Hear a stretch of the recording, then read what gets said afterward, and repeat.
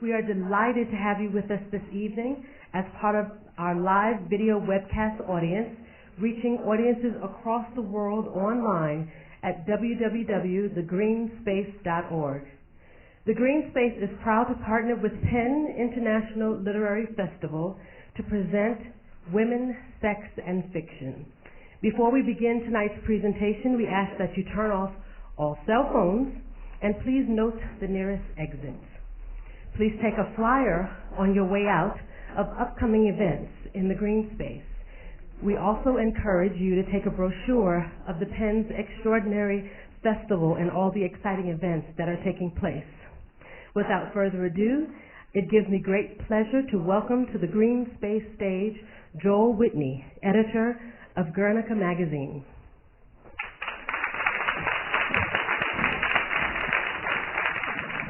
Thanks so much for coming. Just as Nikki said, it's a tremendous honor for us every year to partner with Penn, and now for the first time with WNYC. And in just a minute, I'm going to give you over to Claire Messud, our moderator. First, there's a couple of things I'd like to say. Please remember to turn off your cell phones if you haven't done that already. I want to thank our panelists who are coming from far and near, and I just to set this up, I should say the actual name of the event is the Diversity Test, and it's about gender in literature and the question of translation and how much we include. And just to give you two little numbers before introducing Claire, the number 8 and the number 3. 8, this is the number of women that were included in the Modern Library's best novels, best 100 novels. Just 8 women. And that was sort of the jumping off point that Claire seized on to do her essay when she was guest fiction editor for Guernica in February. Just in case you don't know, Guernica is an online literary magazine with a strong focus on human rights and current events. And that's why, for us, it's so terrific to partner with Penn, because we have a shared mission. In addition to looking at this question with Claire and with our panelists tonight, the number 3 is also pretty relevant. 3% of the books we read in the United States in English are translated from other languages, just 3%.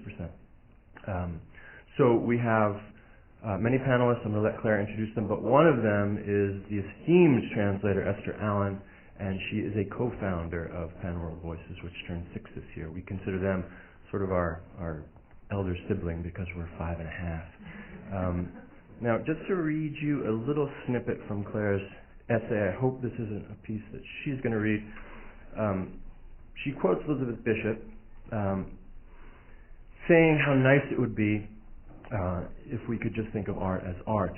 And then she says, why not at that point, if we're organizing literature and art by gender, why not organize a fiction section comprised of blue-eyed Capricorns from Atlanta? I checked on that, Claire, and one of the panelists, Holly Goddard-Jones, is actually a hazel-eyed Sagittarius from Kentucky. So we got close, but no cigar. And Claire continues, just over 10 years ago, the Modern Library compiled a list of 100 best novels of the 20th century. It's actually 9 of them were by women, but Edith Wharton was on there twice. So we're adding to this bias, this exclusion of works in translation, and we hope you'll enjoy this lively discussion. Claire Messud, our panelist, moderator, and former guest fiction editor, is the author of 3 novels and a book of novellas. Her most recent novel, The Emperor's Children, was named one of the 10 best books of 2006 by the New York Times, was longlisted for Britain's Man Booker Prize, and has been translated into 20 languages. She writes articles and reviews for numerous publications, including the New York Review of Books, Newsweek, Book Forum, the New York Times, and the Boston Globe. She teaches in the MFA program at Hunter College and lives with her family in Cambridge, Massachusetts. So please help me welcome Claire Messud.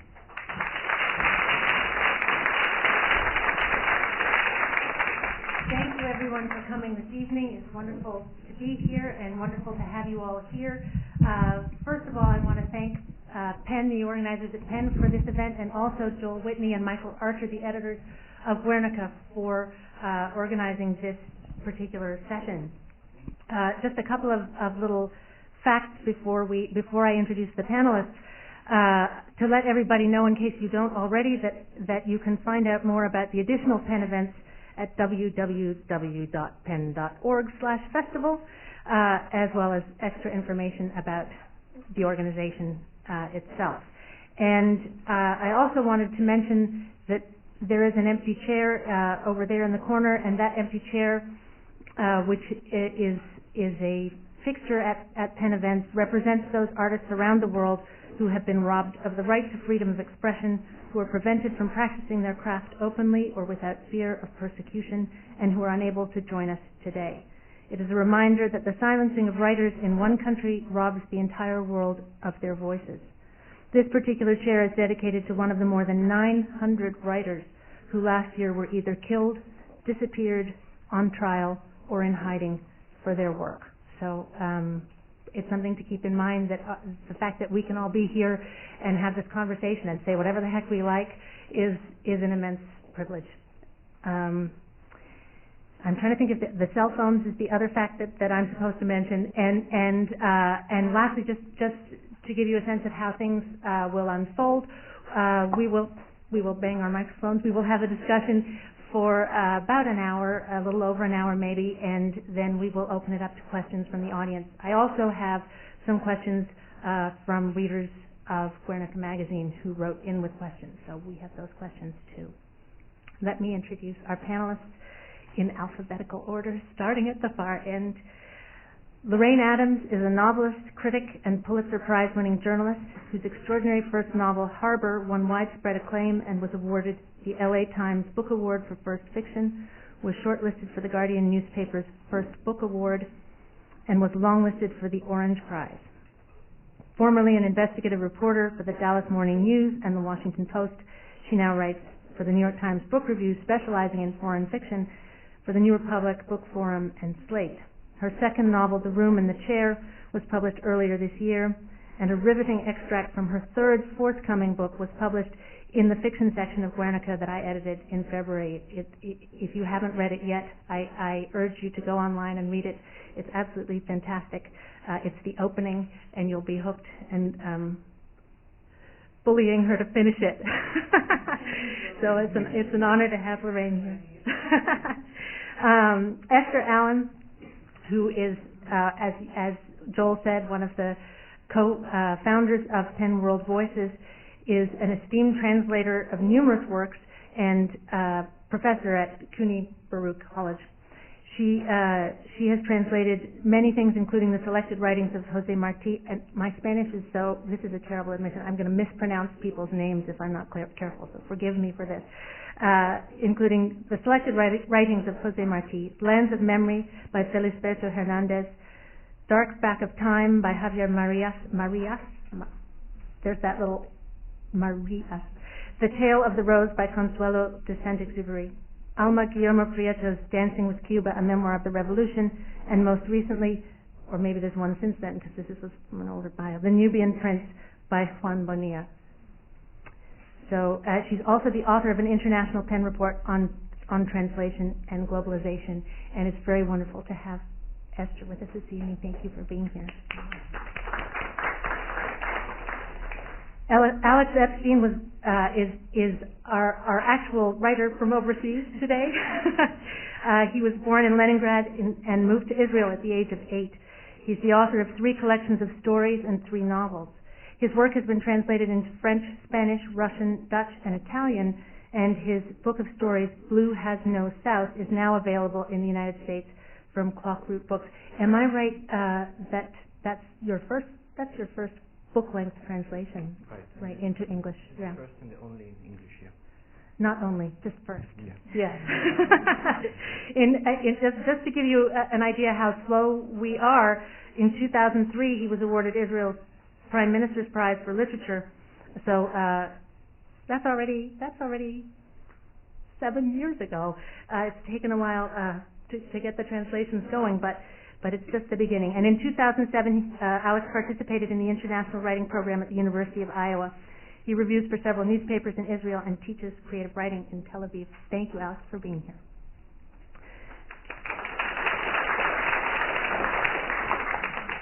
And finally, Norman Rush is the author of 2 novels and a book of stories, all inspired in some measure by his experiences running the Peace Corps in Botswana from 1978 to 1983.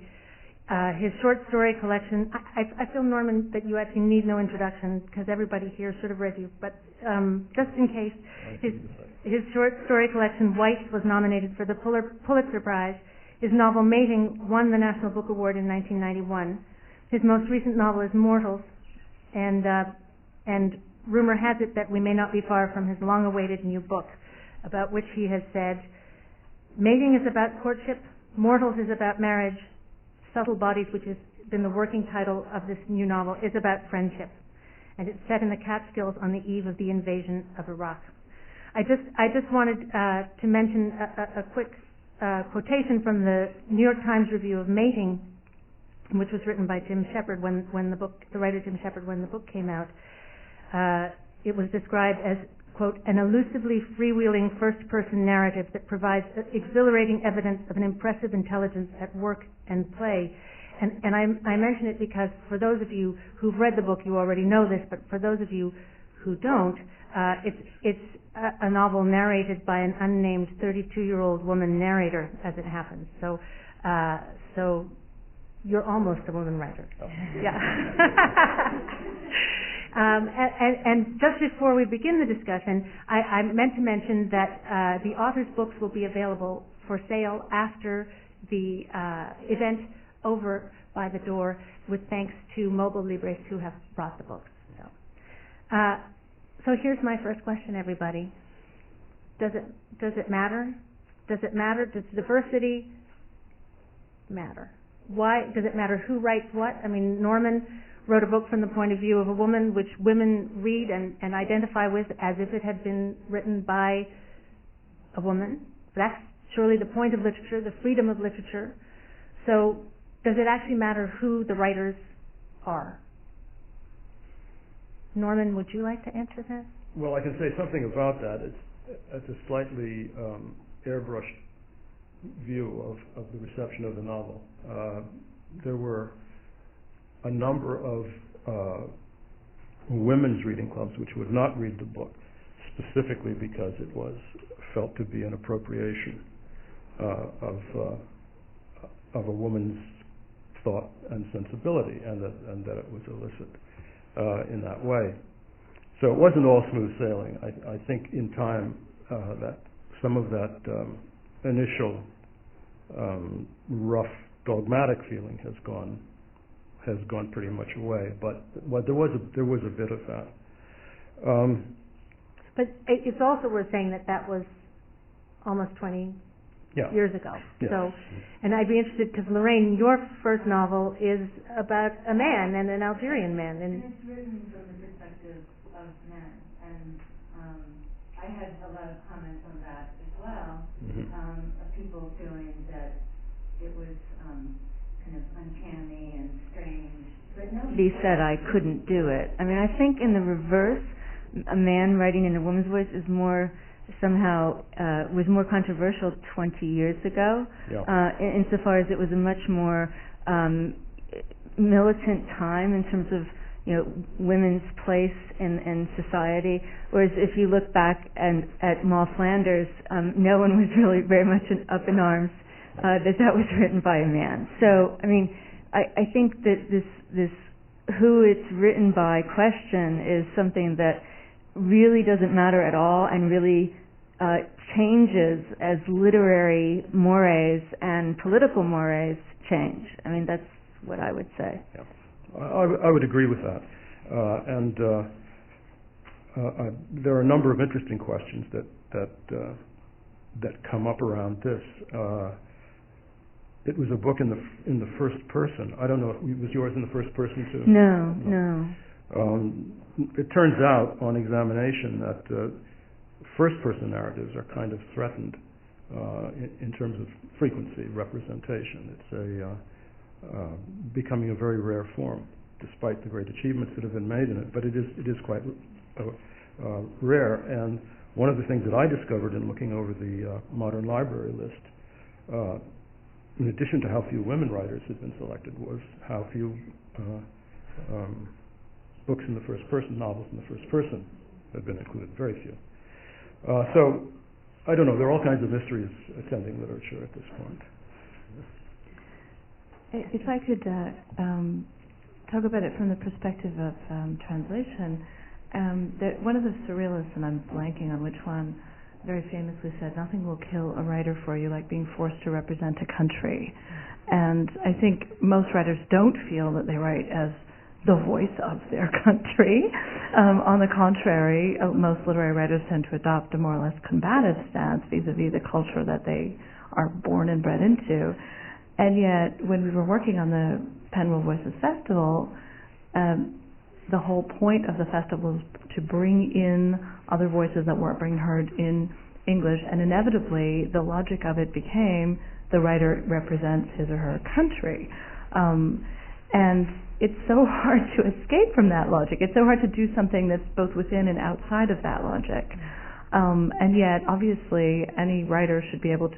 The real question is not, is it legitimate for you as, an Israeli writer to adopt the perspective of a Pakistani, or is it legitimate for you as a male writer to adopt the perspective of a female, but how well did you do it? Of course. That's the real question. Right. Maybe just to add to it, since in the last 2 months I'm not in Israel, I'm in the States teaching at the University of Denver. Suddenly yesterday, because I'm kind of traveling now and one hotel after another, so I kind of try to remember how our apartment back home looks like. And it's kind of a small apartment, but the library is rather big.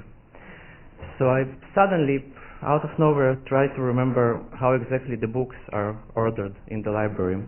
And it's true, I have a section of Spanish writers, Maria's is there, and there's a section of Argentinian writers, American writers, American poets. And then suddenly, because I knew, of course, that we have this panel today, I thought, how absurd it would be if I would arrange the library men versus women. Right. It would be just unacceptable, right? So, well, theoretically, I think there is no actual difference. It doesn't really important. And it kind of reminds me, there was a very nice quote of the Russian Jewish poet Marina Tsvetaeva, who once said that something like all poets are Jewish. And of course, I mean, and not all writers are Jewish. I'm not saying that you all are Jewish, but I think meaning that all writers are different. All writers, all poets are minority. Right. Mm-hmm. Well, Elizabeth Bishop, the quotation that from Elizabeth Bishop that which responds in some way to this, with which I started my introduction to the Guernica fiction issue, is Bishop wrote she did not want to be included in anthologies of women poets. Her feeling was she was a poet, she was not a woman poet. She wrote that art is art, and to separate writings, paintings, musical compositions, etc. into two sexes is to emphasize values that are not art. And yet, I mean, one of the little bits of homework that I did in preparation for the panel was try to find someone who said something exactly opposite to what Bishop did. And Toni Morrison, really did say something completely opposite. And what she said was, she did it in an interview recently. She said, "You're not really in the big leagues if you're a woman writer, notwithstanding a black woman writer."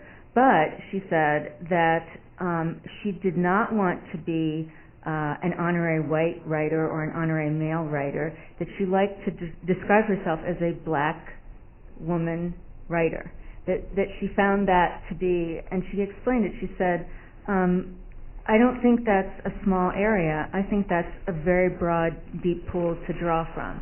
So it's kind of a fierce identification with subject matter as well as, her identity. It's interesting because at the very beginning, you heard the two titles that were given at different moments to this panel. And initially the panel was titled, I'm not sure by whom, Women, Sex, and Fiction. And I sent an email to Michael saying, I really like this title. Yeah, I know. It's snappy, right? It's snappy. I said, and how about, Afghanistan sex and policy, or the elderly sex and healthcare. That if we throw sex in, we can just liven it up, and more people will come. We'll get bums on seats, right? But I think that was born of the fact that everybody is conscious that this is a debate that has gone on, and maybe in some way there's nothing left to say. And yet the situation, in terms of, the situation has obviously changed. I mean, all of us can look at amazing books, novels that have been published in the past 20 years that have found prominence, huge readerships, that wouldn't have in previous times. So from Chang Rae Lee to Zadie Smith to Junot Diaz, that there are writers who have found a place in the canon, and of whom we're all aware, who we all read, who are testaments to the increased diversity of what we read. And yet, if you look at the Modern Library list, or if you look at often prize lists, short lists, that's why the Orange Prize was created in Britain, was because women were so radically underrepresented on Booker Prize lists.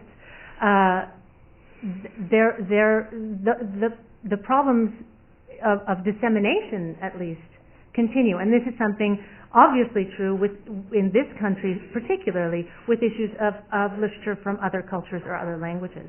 And I suppose even understanding that we've all had the conversation before, is there not still a conversation to be had? Is there not still something that we need to think about? And if there is it something that as writers or translators you guys ever think about? Or do you feel, I'm like Elizabeth Bishop, I want to write my thing, my art is my art, I want to translate work that's beautiful and significant to me. These questions are somebody else's province. Does anybody want to? I'd like to say. Go ahead. Go ahead. Okay. Actually, I have something I want to read that's on a slightly larger, sort of a frame to what we're talking about. But one of the questions, it seems to me, that comes without being asked into the question of translation is the dominance of English as a world language. It can be seen as another aspect, a kind of disembodied aspect of empire.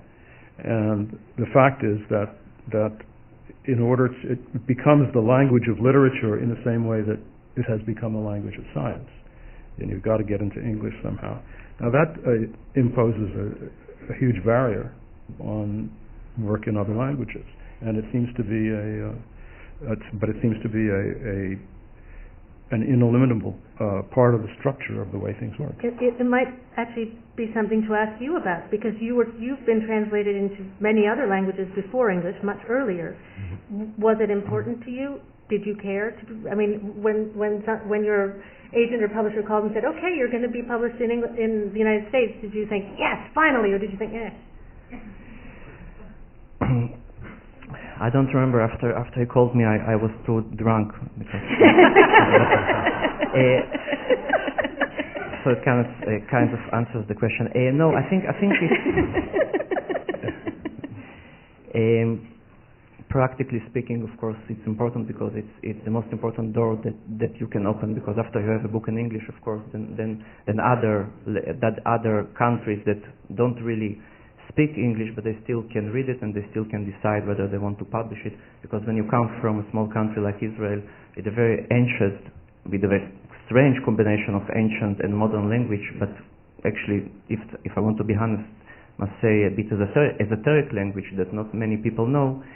So as a writer, you don't really have a way to approach, let's say, more wider audience, because nobody really can read Hebrew.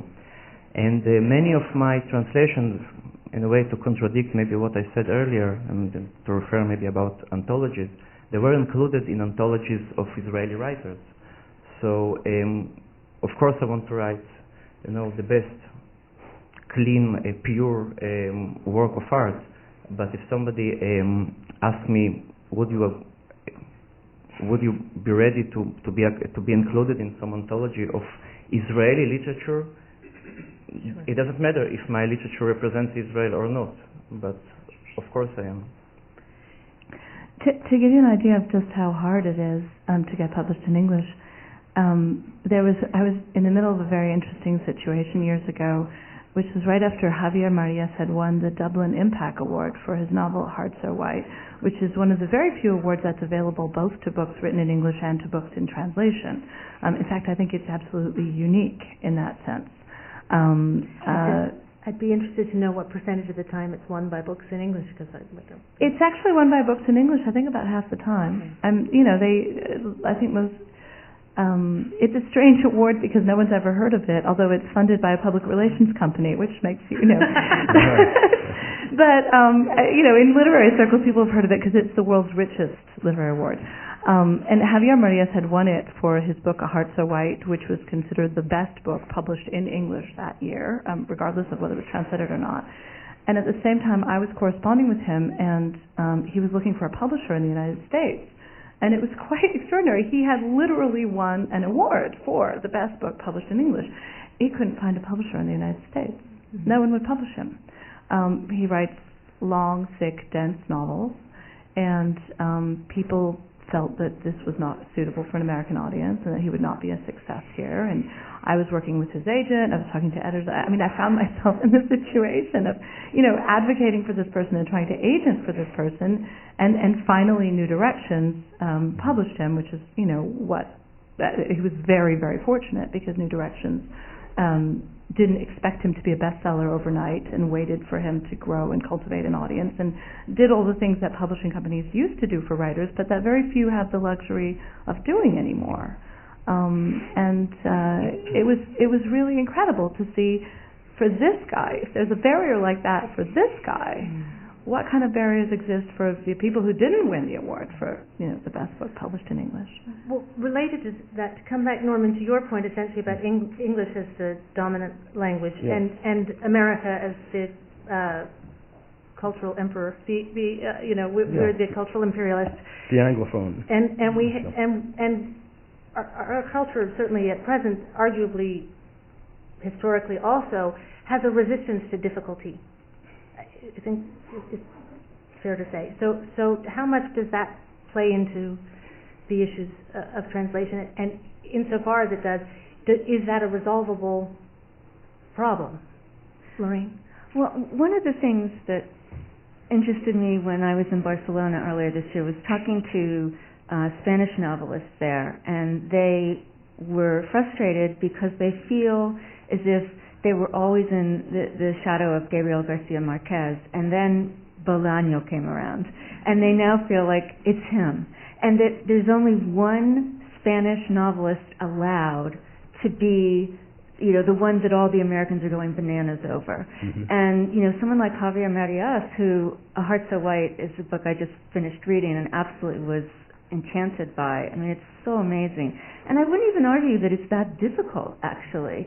I do think the longer books would fall into the category of somewhat unexpected and therefore difficult, but they're not, certainly not, Bolaño is just as difficult as Marias, in my opinion. But I think that there is this sense that Americans just have this kind of winner-take-all mentality, and you see it across the culture, not just in literature, And I think that a lot of writers feel eclipsed by these big giants who get to be the French writer, the Spanish writer, the Russian writer, and I think that's really frustrating to them. I want to say something about the fate of good writing of the novel from a sort of more Olympian perspective, and I actually wrote something about it. So it's only two short paragraphs. I'm going to do it. Somebody described literature as humanity talking to itself. It's more than that, of course, but the phrase captures something about the compulsion to go on writing even in the worst, most discouraging times. The pursuit of high art and the accompanying need to sort out works of art according to their value are perennial features of literate societies. Writing today takes place against a mosaic of serious social threats, political, environmental, economic, cultural. Many of these threats stem from the persistence of imperial policies of the great powers, including the policies of our own undeclared empire. It's a patchwork crisis, florid in spots, expressing itself typically in breakdowns of the social mechanisms that are supposed to fix things up, like rational political discourse, money in the treasury, and functional legislatures. Literature itself has always been understood as one of the means by which humanity persists and progresses in sensibility, and it's possible to see ways in which the general crisis we're passing through affects writing, sharpens the question of what it's for, and colors the process of judging it.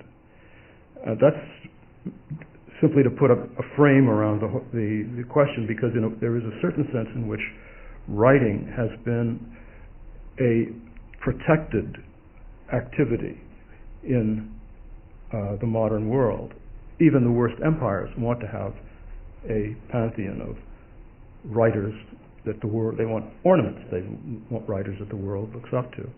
And there has been a good deal of forbearance and a good deal of foundation money that has gone into maintaining and sustaining a praxis of writing. But I feel myself a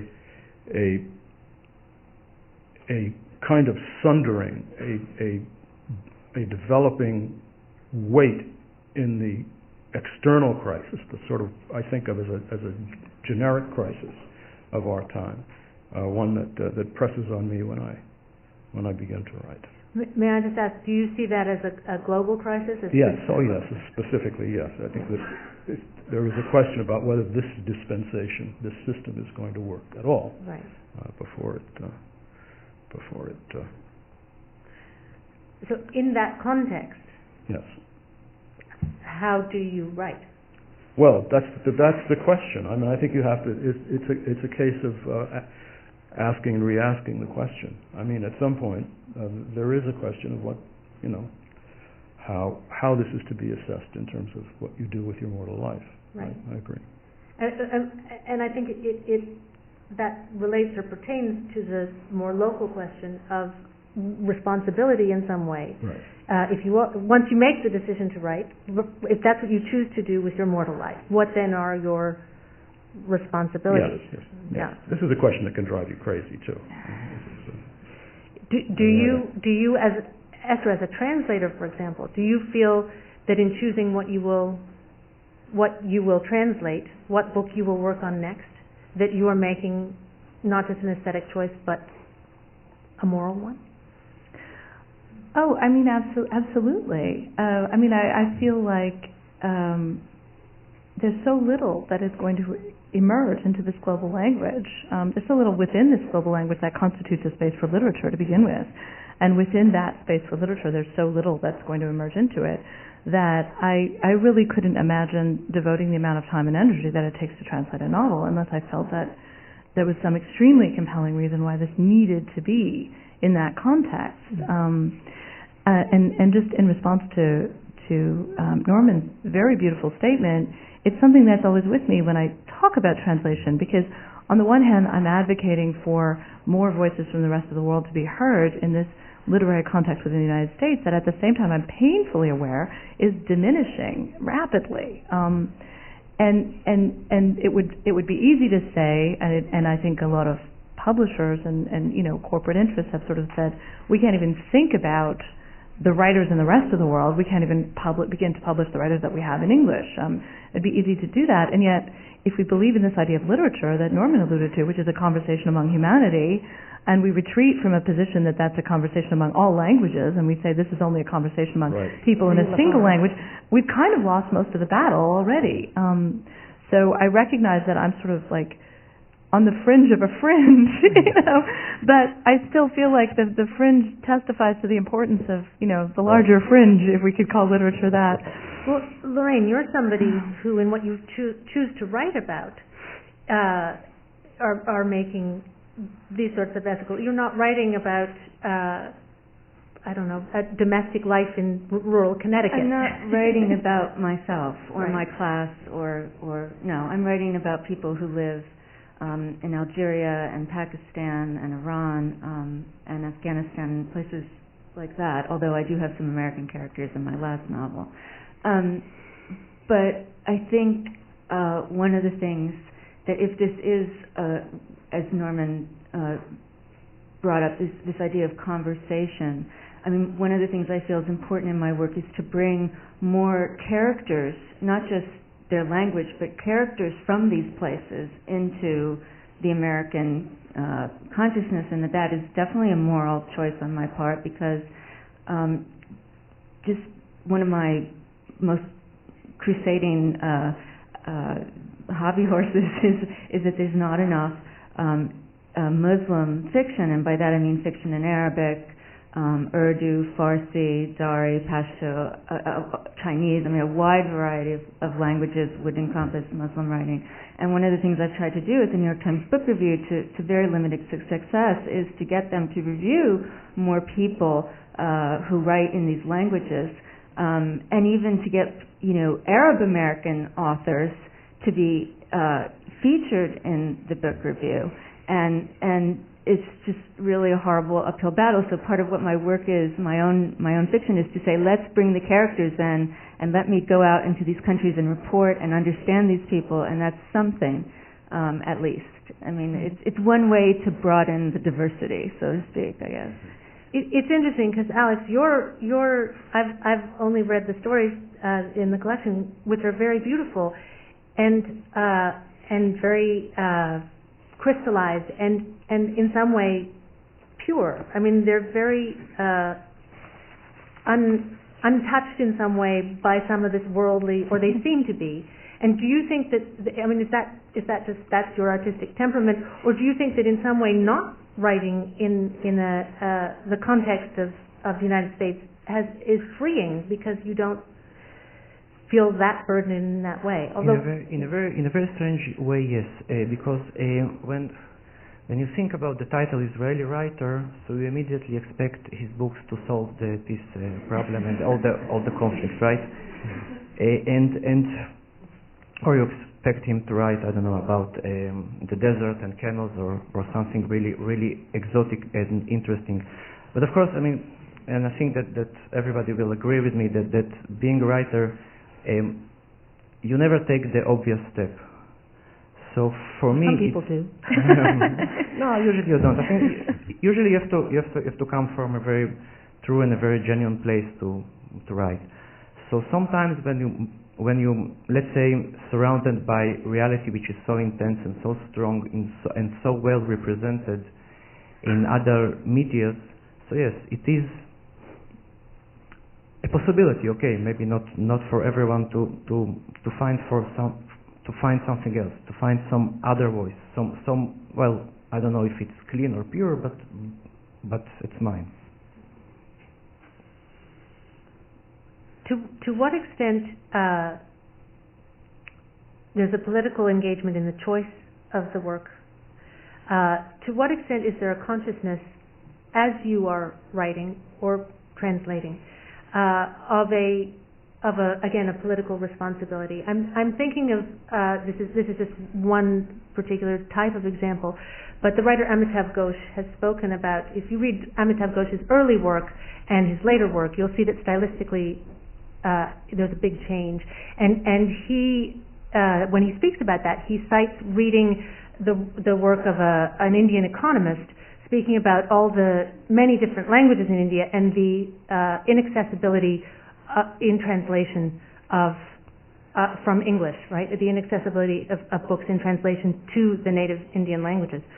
And he made a decision at that point, Ghosh made a decision that he wanted his prose to be more readily translatable, to be more accessible sentence by sentence.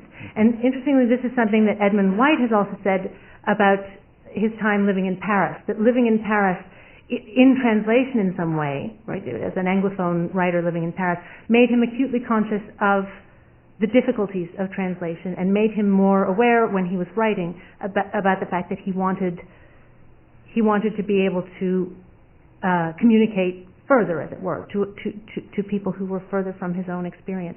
And I'm just wondering if that's something for any of you as writers and translators, whether that's an issue.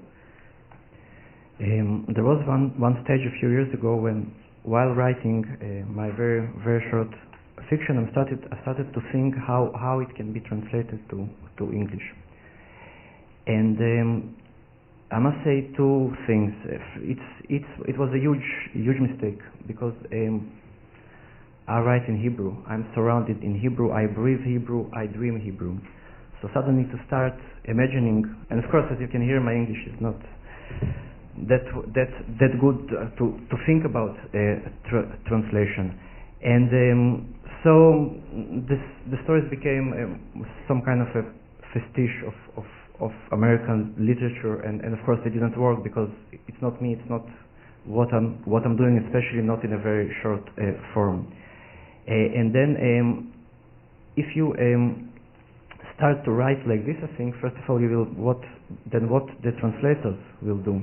And I mean, eventually you will have Google Translate, right? So you. But that's the opposite of literature. That's the opposite of art, I think. To go from translation to a question that you raised in the introductory part of your piece in Guernica, I'm curious to know what something, of course, that we've all thought about. You made the very interesting point that 80% of the audience for literary fiction is female in this country. And yet female writers continue to be underrepresented. But the question I'm asking is what people think the answer is to the prior question is, why is that the nature? Why is such a gendered audience for serious fiction, say? I'm not sure that that's for serious fiction. I think that's fiction across the board. So that would be serious and more popular. Yeah, but also. even the studies that show that literary fiction, the percentage is equally high. Right, yeah. right. I remember when I was at Princeton and I had this incredibly curmudgeonly professor of Chaucer named D.W. Robertson, and I was writing an essay about Philip Sidney in defense of poetry, and he looked at me. He must have been at least 80, and I was probably 19, and he said, "Well, I'm so glad you're not reviewing fiction, because that's for women and children."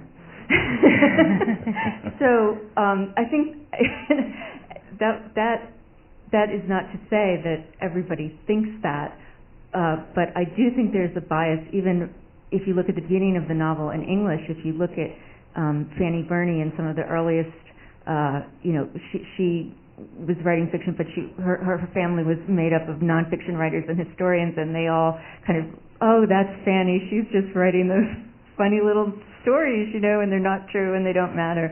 And I think that's one way of looking at fiction, that it is kind of women's work. It's something women's diversion. Yeah. But I don't think that that means that fiction can't be about serious issues, and that to me the serious issues are issues of humanism. They don't really have to do with whether or not the novel is set in a kitchen or it's set in a battlefield. It's about much more intrinsic, fundamental questions and activities.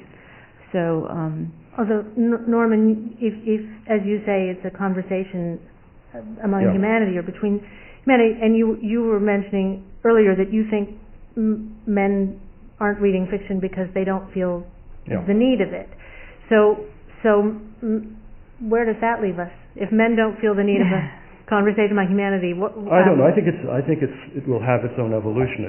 It seems to me something like this has happened, that the novel, going back to its early days, after Darwin took on the burden of a kind of secular discussion about replacing the religious discussion about human value, a secular discussion, a symposium going on from novel to novel, essentially. And this was fascinating across the board for people who could read, educated people, as time went on. But I think that in the really fairly recent period in the United States, at least, there's been a kind of development, a change in characterology for men and women. And men seem to feel that they have gotten a lot of what they want and they have an alternate culture world in sports and in masculine genre fiction or video games or whatever. And that for women, the emerging social morphology of how it goes between the sexes is good for many, but not for everybody. And there's tension in unresolved questions about how people are to get on, men and women are to get on in the world. I'm leaving out the whole question of the gay contribution to this discussion, how they're to get on in the world.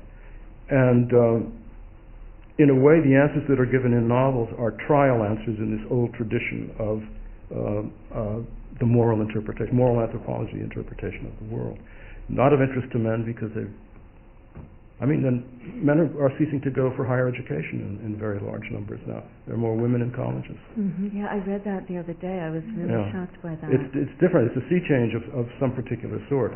Given the changes in society, though, that to some degree, women are.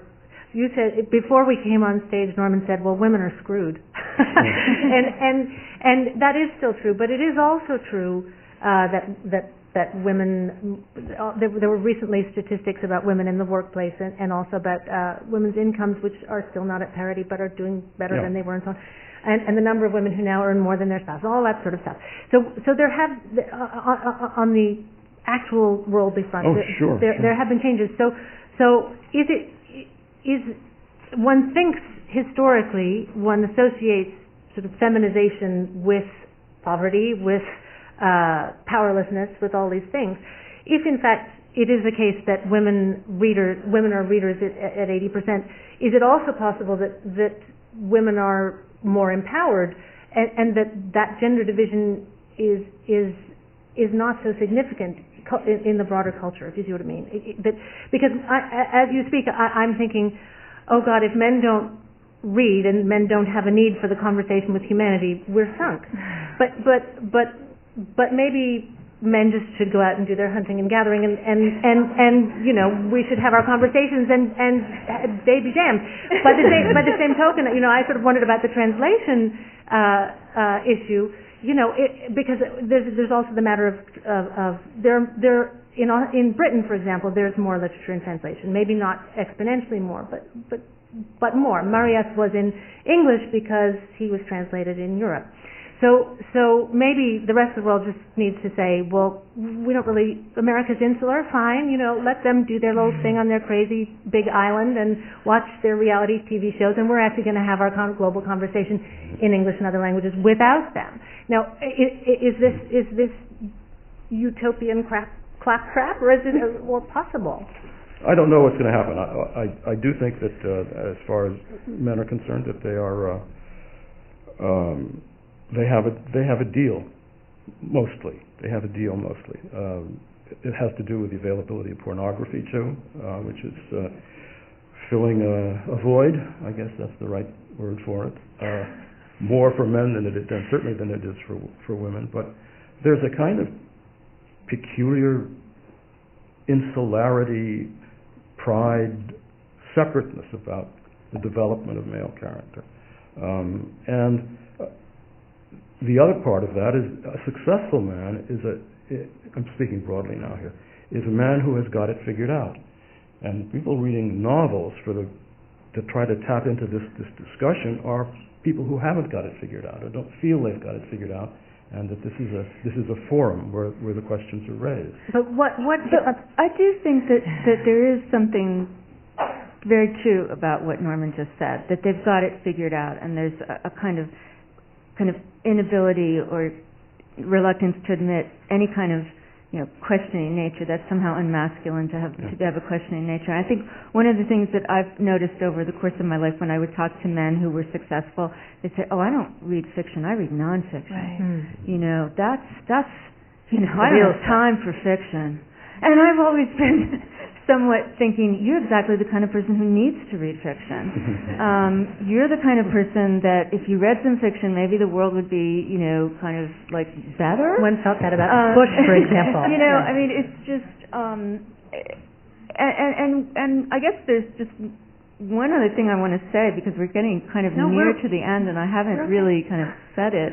And that is, as a woman writing fiction about things that are on a world stage and are not taking place in kitchens, although a lot of my novels do take place in kitchens and bathrooms, but not in the way they would in a Sue Miller book or some other, or Ann Tyler. I have a much more masculine thing. But what I would say is this. No, I mean, I feel like my books are more masculine than feminine. And what I would like to say is that if you get women fiction writers together, and you get them talking to their agents or their female editors, they will all say, "Oh Christ, we're fucked."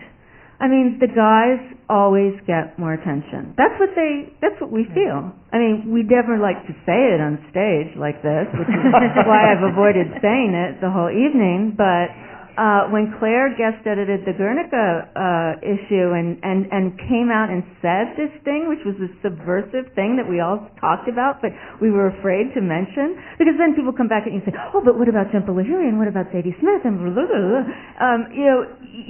This was so thrilling to me that Claire actually said these things, that we had this modern library statistic of, these 9 novels out of 100 were considered the best of the century, and only 9 were women.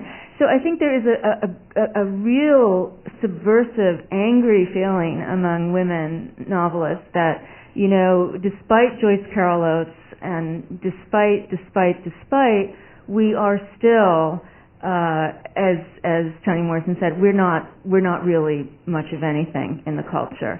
And I think one of my most angry moments recently about this was when Katie Roiphe wrote a piece on the front page of the New York Times Book Review talking about goddamn Norman Mailer, Philip Roth, and who was the other one? I don't know.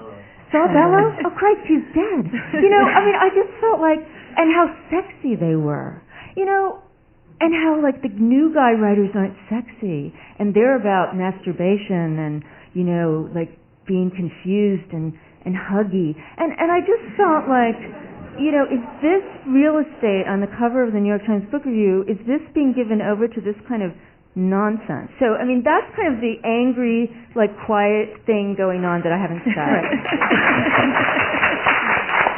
But I think dependent upon that, when it's interesting that when you say my books are more masculine than feminine, right? And I'm thinking about somebody like Susan Sontag, for example, for whom the male persona, right, the masculine persona, was so important that she was of a relentless seriousness, right? She couldn't have a sense of humor, and Terry Castle's wonderful, essay that just came out about this seriousness, it becomes utterly absurd, of course, and makes Susan Sontag look like a nut, a self-absorbed nutto. So, but she's so wanting to be masculine because she feels so devalued, in the female role, and it sounds like such old feminist 70s stuff, and then you don't want to hear yourself saying that, know? Right. You want women's sex in fiction sounds so much more fun. We want to be post-racial like Obama, but we can't yet be for some reason. Well, and it's even worse that we're mostly read by women anyway. I mean, that just makes it worse and worse. But there are interesting parallels between the situation of black writers whose audience is white. Essentially, a much larger percentage of their audience is white, and that rubs the wrong way, rubs the writers. But it's not one of those things that you can do anything about that I can see. It's you're waiting out social trends and hoping for the better, hoping for a change. There are a lot of writers who are in the opposite situation. I think of a lot of writers in the Arab world, for example, and certainly in Africa. It's something that Ousmane Sembène, the Senegalese filmmaker, was very clear about. In Africa, where there are very few literate people, you cannot make a living as a writer. You cannot find enough people who will be readers of your books within the reality that you're representing. You can't find people who share it with you. And that's why he left writing and became a filmmaker, because he thought that he could actually include the people he was representing as a writer in his audience if he became a filmmaker. Whereas if he wrote exclusively, his audience would be in Europe. And there are a lot of international writers whose audience is actually not in their own language or in their own gender or in their own culture. It's exclusively outside of it. And they might look at you writing for people who recognize themselves in you and can understand your world from within with a great deal of jealousy. Right. Yeah, I mean, I think Good that's point. a really good point. And, one I certainly have never thought of. And that's what is so important about bringing in different voices, because she's correcting my views by having this international view about a certain African situation that I wouldn't know about. And that's why it's important to have this thing we call diversity, but it kind of has, I don't know, an icky connotation to it in a lot of ways. It kind of reminds me of quotas and weird stuff like that. Yeah, I know. Yeah. I also think there's a complication, or not a complication, but one of the underlying issues that's the framework is that we operate with some underlying ideas about literature that are perhaps obsolete, and that is in conflict. Those ideas are in conflict with whatever the reality may be, and with a more diverse. I mean, our ideas are culturally specific and Judeo-Christian and of a recent history and a literary history. And I have to teach Joyce tomorrow, Dubliners, to the MFA students at Hunter, and I was reading Edmund Wilson's review of Ulysses. The review that we all dream of having, as writers, you dream of having this review and never will. And he said he was comparing him to Flaubert, and he had a few quibbles about it being long, and he thought the stuff about tying it to the Odyssey was dumb. But he said, at the end of the day, who since Flaubert has made the supreme commitment and created the definitive beauty? And this is what Joyce has done in Ulysses. And there's a very specific understanding of what is valuable in literary terms that I know I grew up with and that I have internalized.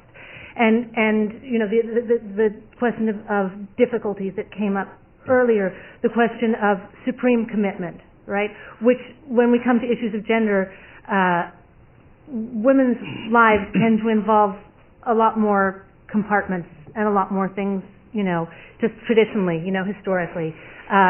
So the idea of the supreme commitment is for women a much more difficult. It's a difficult undertaking for anybody, but more difficult for women. And then this idea too of some distilled beauty, some definitive beauty that is. It's a very Mandarin sense of what value is, and I think as certainly in this culture, whatever we approach, whether it's popular fiction, literary fiction, fiction from Africa, fiction from South America, whatever it is, I feel as though many of us are approaching it with that template behind, unconsidered template behind of where value lies, and that plays into all the things that then happen and don't happen in terms of the dissemination and the response and the popularity too in different ways. I don't know if you have responses to that. They used to call it the sublime. They did. Well, maybe this is a moment to turn to some questions, but before I open it up to the audience, I did want to bring in the question of, you mentioned Google and translation. I did just want to bring up the question of the internet and whether in fact the availability of work from all over on the internet and translation on the internet and so on is something that is for the good, do you think, or does it change nothing? I mean, how does the internet change any of these situations? Alex, do you want to?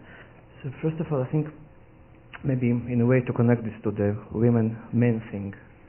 I mean, I didn't really understand if you think it's good or bad that women are the majority of readers. Just like trying to imagine, because I mean, men do read. I saw several of them in New York. They read on the iPad. Well, right? I think there are a few men here. Yes. So they are using, let's say, a different media. So they are using the iPad. And then I was. You mentioned Ulysses by Joyce, and then I just imagine men. I mean, I don't want men to read me, because I just think about, you download Ulysses on the iPad, right? Then you start to read it. Then you receive a mail, then a text message, then you play a game. I mean, and it's Ulysses, for God's sake. I mean, good luck with that. I think that in a very strange way, internet, in my point of view at least, didn't yet brought the change it was supposed to bring to let's say make literature much more like a small village, and then you can read everything you would like to read, and more importantly for free, because there was some kind of like beginning of a revolution of in a way what happened in music. But then some of the publishers, I'm kind of saying this, I don't want to say it, but some of them are smart, right? So they saw the opportunity, and they try to and I'm still trying to let's say use some of rules of old economy on this new thread, because if the internet brings something, it brings freedom. So at least for me, yet it's not that I can really, let's say, read the work of someone here in English because it's there. I still have to buy it. I still have to go a few steps, which, in my opinion, the internet should have brought me further ahead. Mm-hmm. Mm-hmm. How about for translation, Esther?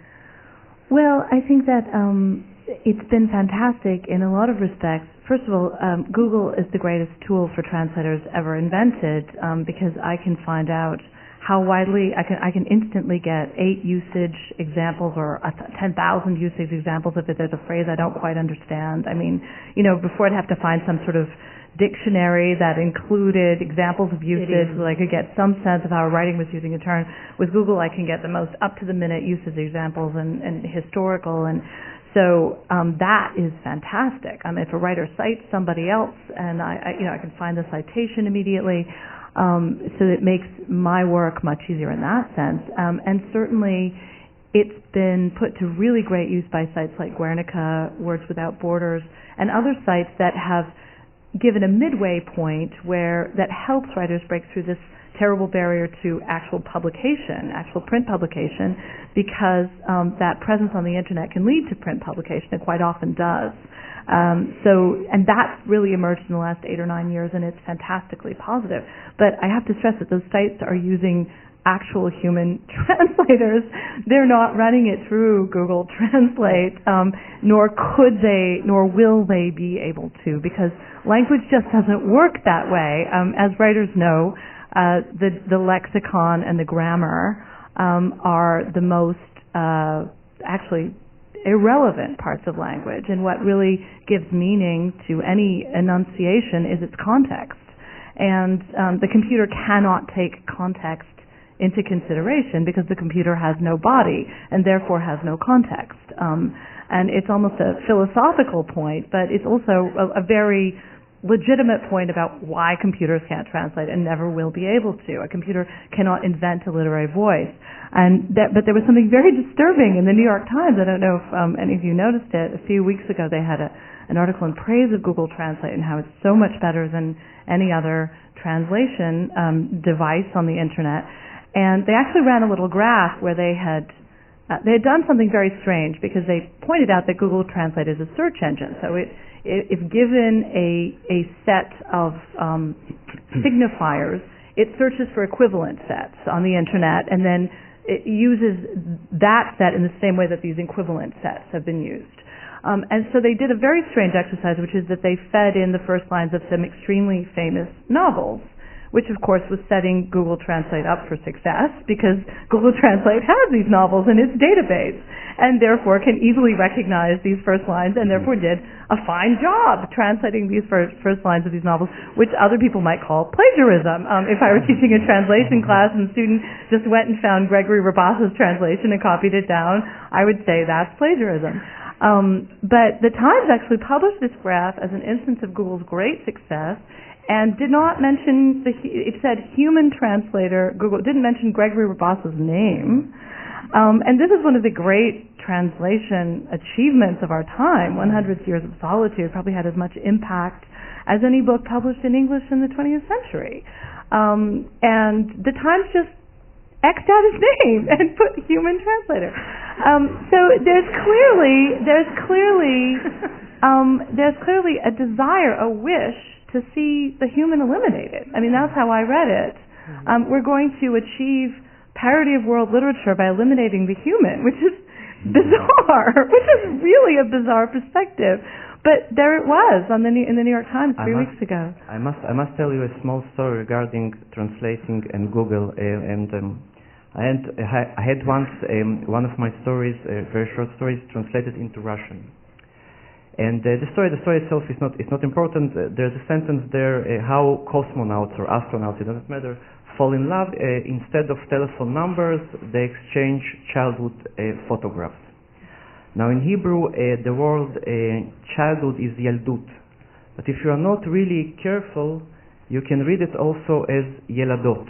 And yeladot in Hebrew, it's young girls.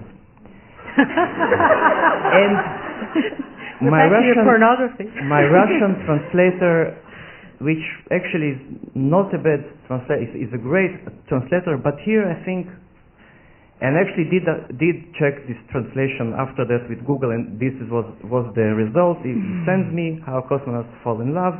Instead of telephone numbers, they exchange a young girl's photograph. Which, I mean, I look at that, that's not what I wrote, it's interesting. Well, I think it brings it back to Yeah. Right. Lorraine, did you want to add anything on the matter of the internet? The only thing I would say is just from the perspective of being a critic, it really is helpful to be able to read all kinds of literary reviews around the world that are published in English, and you also have this wonderful blog, which I'm going to praise now, which is the Literary Saloon at the Complete Review, which is just my absolute favorite site for international literature and reviews, and they or I think it's just one individual, but I'm not really sure. He's really broadened my world and allowed me to understand so much more about various countries' literature than I would have known otherwise. Norman, did you want to say anything on this? No, I'm thinking about American exceptionalism, and I'm thinking of George Bush as a perfect example of it, because one of the dumbest things he ever said. How do you choose?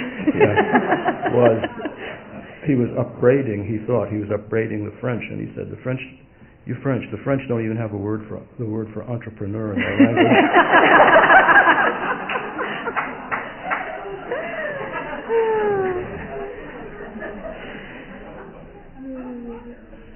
Well, since this is called Women, Sex, and Fiction, the funniest mistranslation that I know of, a friend of mine was called upon to review a Philip Roth novel that had been very badly translated into Hebrew by a human translator who just wasn't really very up to snuff. And my friend was highly amused to see that in a particularly crucial passage of the novel where our hero is receiving a hand job, that had been translated as manual labor.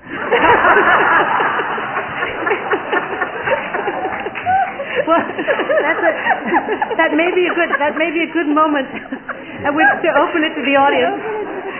That's great. Well, let's hand it over to the audience and see if you guys have some questions. Yes, is there a mic or no? Is there a mic? Yes, in the front row. I think, yep, here it comes. Thank you, Kyle. Well, this takes me right back to what Norman Rush was telling us.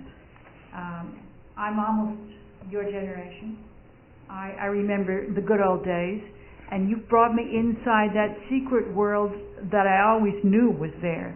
The way men exchange information and ideals and goals. And I wish you'd talk a little more about it because it just makes me shudder. Well, I did a good job then, I guess. I don't know if I have a lot to add to that, but if you'll permit me, I want to publicize something that I think is so interesting and confounding that more people should know about it.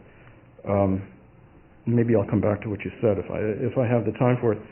But this is a recent development which I found out about on the New Atlantis site, and to me it's an example of the kind of the thing I'm afraid of about society, a kind of disarticulation, and one part of the machine doing something terrible, and nobody knowing what to do about it. The fact is that there was a law passed, Consumer Product Safety Improvement Act, CPSIA. The law was passed in August 2008, quickly, without scrutiny, and nearly unanimously. The Act defines its mission so broadly as to cover all children's products, including children's books. The Consumer Product Safety Commission, the agency charged with enforcement, issued guidelines days before CPSIA was to take effect in February 2009, specifying that all children's books published before 1985 would become illegal to sell unless they passed the lead content test. Less than 600 parts per million, dropping down to 300 parts per million in August 29, and 90 parts per million in 2011. Prior to 1985, lead in minuscule amounts was a common ingredient in ink. But lead is hazardous only when ingested. As Jay Dempsey of the Centers for Disease Control said, on a scale of 1 to 10, this is like a 0.5 level of concern.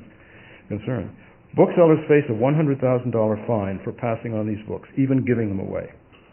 So many small booksellers are emptying the shelves of books printed before 1985 and sending them to the dump.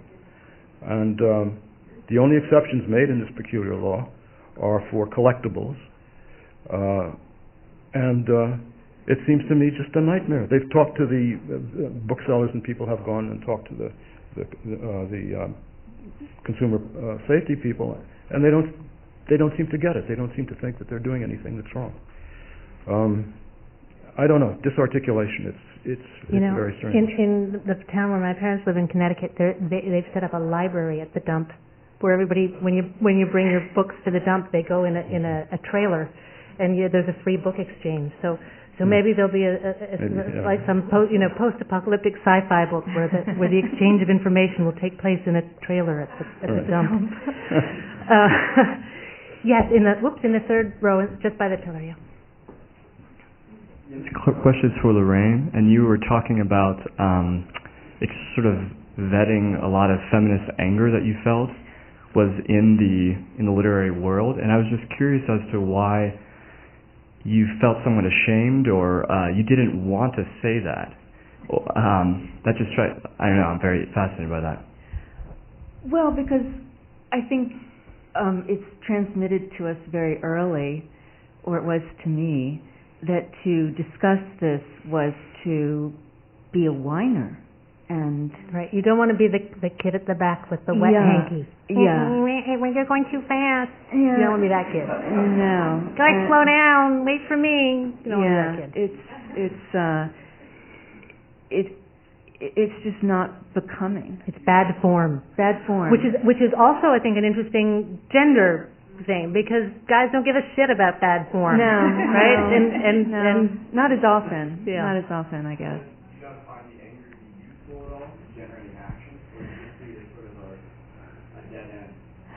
Well, I think it's pretty much of a dead end because, I remember this site Moby Lives, where he started going through the New Yorker and looking at how many women authored pieces in the New Yorker and how many works of fiction were by women. And this was a young man doing this, so it wasn't a woman. but he kept doing this thing, and it was like something like 70% men to 30% women, kind of consistently over several years. And so he did this. So someone, like, maybe they thought about it but it doesn't really change things, I think, is what you come to see. And that's why I don't really feel like talking about it very often. And it really was just my respect for Claire and the way she wrote about it in Guernica that kind of unlocked this reluctance in me, because I thought, well, if Claire's saying something, well then, Deb's on it, I'm going to join her and I'm going to say yeah. But I still don't feel like saying much about it is really fruitful.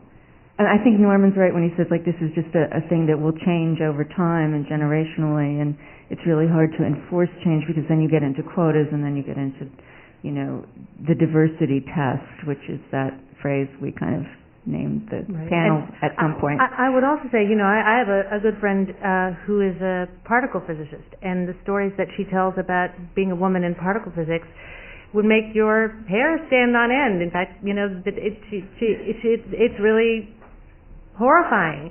And compared to many women in many professions, we've got it good. We're very fortunate. We're able to write. I mean, Lorraine and I and Esther and Translate, we write what we want to, and we are lucky enough to have it published, and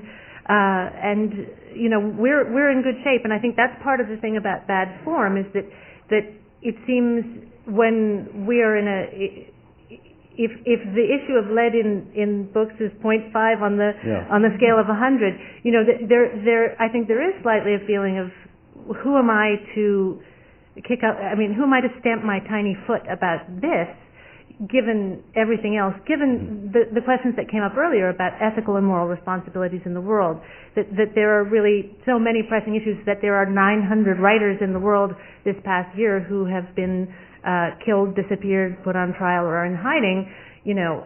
Suddenly the question of how many women are on the Booker Prize list seems, not somewhat less pressing. Yeah, I agree. It's a struggle. I had a funny reaction. I went to a literary event a couple of years ago, which was the actress Karen Allen reading aloud a story by Alice Munro. This is the Paula Cooper Gallery. I don't know if any of you happened to be there that night, but it was unforgettable. It was one of the most extraordinary literary events I've ever been to. And the gallery was full, and I would say that 95% of the people there were women. And, I mean, Alice Munro is widely regarded among both sexes, presumably, but 95% of the people there that night were women. And but we shared an absolutely extraordinary experience. You could have heard a pin drop. People were just transported at the end, and I thought, well, it's too bad more men didn't come to this event, but this was a full house. This was a great event, and, she has a huge readership. So at the end of the day... Right. And I think back to that question of a template, who needs there to be men in the audience? What is... I mean, it's their loss. Right. What does that serve necessarily? It's their loss. If they're going to go for sports and porn, Man. I just wanted to ask if anyone could flesh out.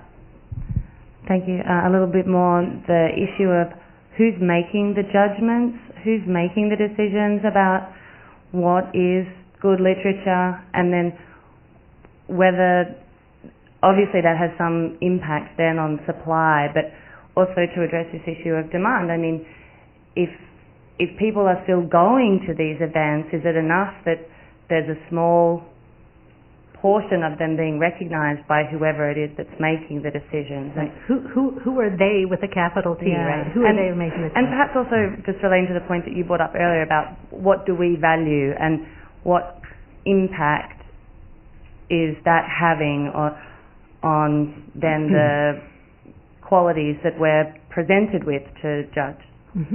One thing I do want to say about that, when we talk about who is this they, I read in the last year or so a study about the choosing of a executive director of a theater company in New York, and the committee that chose the individual was women, but they in fact and then they chose a man, and they had all these female candidates in it. And then they interviewed these women afterwards, and then they did a broader study. But what is definitely happening is that the gatekeepers, whether they be people who serve on prize committees, or people who serve on the board of the Modern Library, or people who serve as editors, or book reviewers, or book review editors, the women are very well represented. Women don't choose women. Women choose men to be the ones who are lauded. There is a real problem with women not looking up to other women. I was on a jury this past fall for a prize out of Oklahoma. 9 jurors each nominates an author and their work. 5 of the 9 of us were women. 1 woman nominee, and I did not nominate a woman. So it's just a very interesting phenomenon. I want to go back to the Modern Library list, because actually there were 2 companion lists that were produced at the same time. One was an online survey made after the Modern Library list of 207,000 regular readers made their 100 choices, and there were no more women on that list. Presumably, that the sample would be largely have a large female representation, and there were no more women on that list than the other. And then there was a third list produced at Radcliffe, which is a women's college, the publishing course, and a similar result was done. So you had an editorial or organizing board, which was largely female, and a large population sample, in which women were represented. I have some theories about this, again, about the template, which I think, one of the complexities is that I think the world is changing. On the one hand, I think there's much more license to reject difficulty, but historically I think the idea of a stylist, a literary stylist is what is most valuable, Joyce being the summum of that. And it's a very male notion of what style is.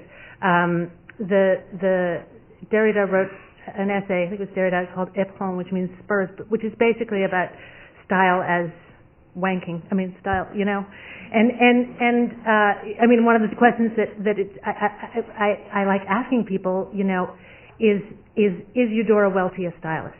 Was Eudora Welty a stylist? And an interesting number of people will say, no. And the question is Alice Munro a stylist? Right? It's a very different understanding of being a stylist than Saul Bellow. And I think historically, I feel as though the culture has put those different understandings of style next to each other and said that one is harder to do, which may or may not be true, and being harder to do is better, I think, historically. Well, it's funny that you raise this question of style in the context of gender, because it's also often used to denigrate translation entirely, as an entire enterprise. There was actually a literary magazine, which I will not name, that published an essay a few years ago by its book review editor saying why we review the books we review. And it said, we may be accused of provincialism, but we mainly review English language books, and among those, mainly British books, because we are concerned with prose style. We are stylists. We are mainly concerned with prose style. And which I thought was absurd on a number of reasons, because when you're a translator, that's all you need to worry about is the prose style.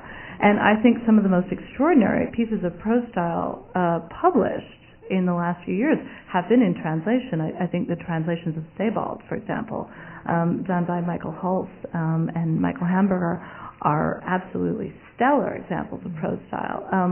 But that same logic, we care about prose style, is used in exactly the same way in the context of translation. Interesting.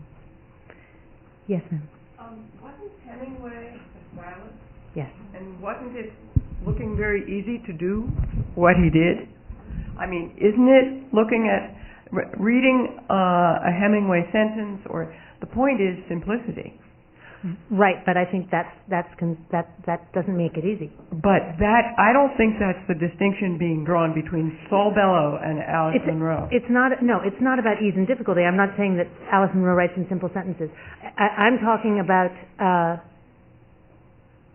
I would actually be. I mean, I think the interesting case in this is not Hemingway, who I feel is imposing a style in a very aggressive way upon his work. And one could discuss that in the context of Stein, who, Gertrude Stein, his precursor and peer, whatever. But it's more of an issue with Flaubert, right? Because Flaubert is the pure stylist. We look back, I think our understandings of style as an item of value stem in large part from... What? The pure stylist. Flaubert wrote, "The author should be in the work as God is in nature, everywhere but invisible."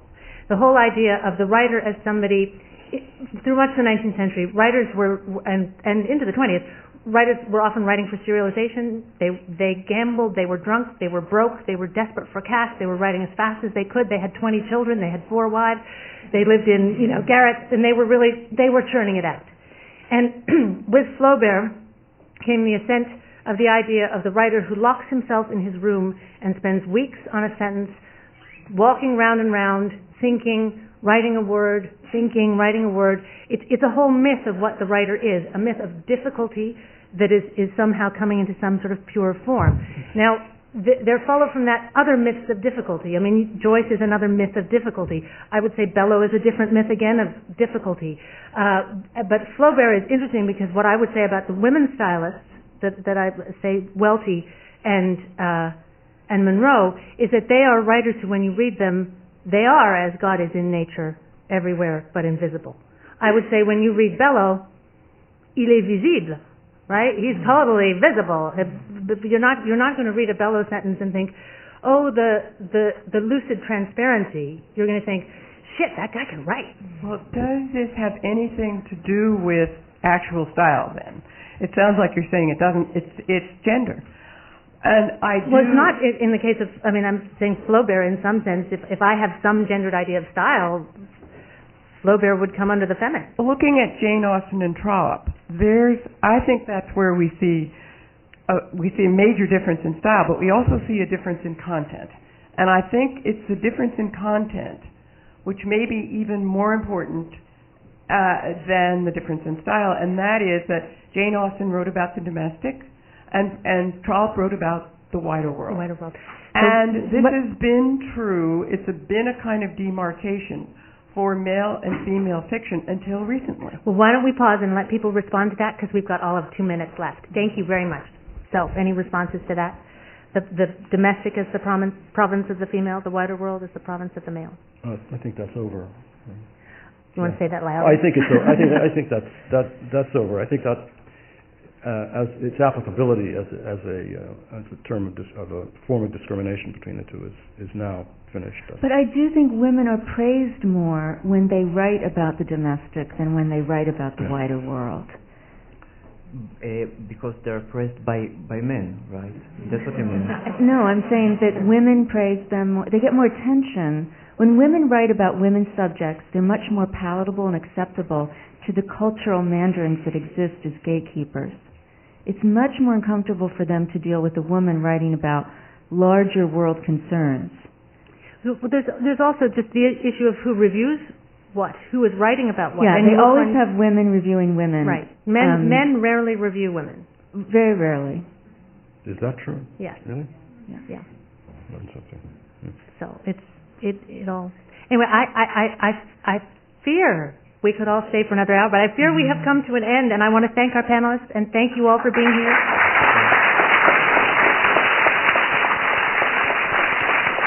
And to remind you, in case if you're interested, the authors, I believe, will sign books over. Well, I don't know where authors will sign books. We'll figure that out. But they're for sale if you're interested. Thank you. Thank you, Claire.